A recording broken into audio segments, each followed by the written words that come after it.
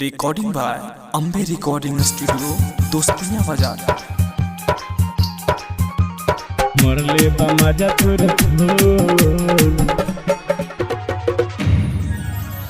दीदी के दे बराबा मिक्स बाय डीजे कंचन दीदी के दे बराबा रात के अचके में दे हंसी हराइले, रात के अचके में दे हंसी हराइले, मन ले न बतिया मोर रे सखी मोरे दीदी के दे बराबा, रे सखी मोरे दीदी के दे बराबा, मरले बमजा थोर थोर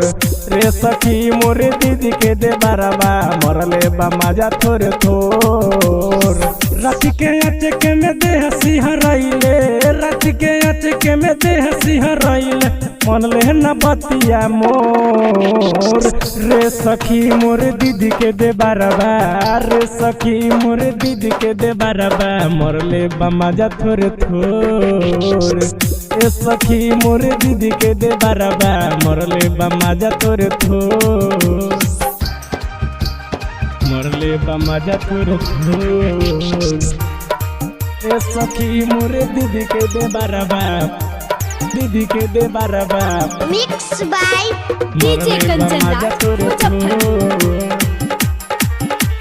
दीदी के दे बराबा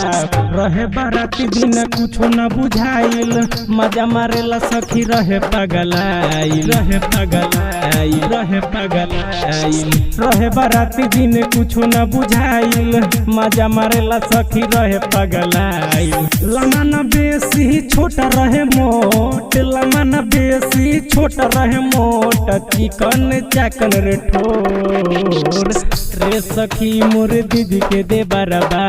रे सखी मोरे दीदी के दे बराबा, मरले बमजा थोर थोर रे सखी मोरे दीदी के दे बराबा, मरले बमजा थोर थोर,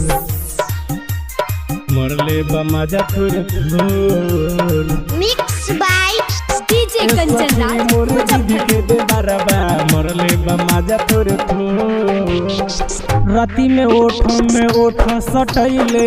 पता ना हमरा उ काका बकैले, काका बकैले, काका बकैले, राती में ओठ सटैले, पता ना हमरा उ काका उ कैले, हमर जवानी छोड़ता पानी, हमर जवानी छोड़ता पानी, सुखल देले हाथ जोर रे सखी मोरे दीदी के दे बराबा,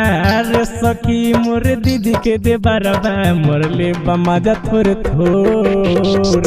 रे सखी मोरे दीदी के दे बराबा, मरले बमजा थोर थोर, मरले बमजा थोर थोर दीदी के दे बराबा मिक्स बाय डीजे कंचन मरले बमजा थोर थोर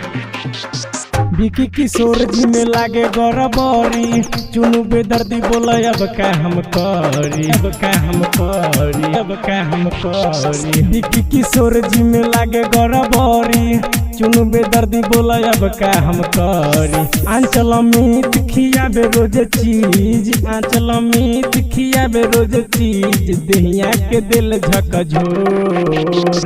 रे सखी मोरे दीदी के दे बराबा, रे सखी मोरे दीदी के दे बराबा, मरले बमजा थोर थोर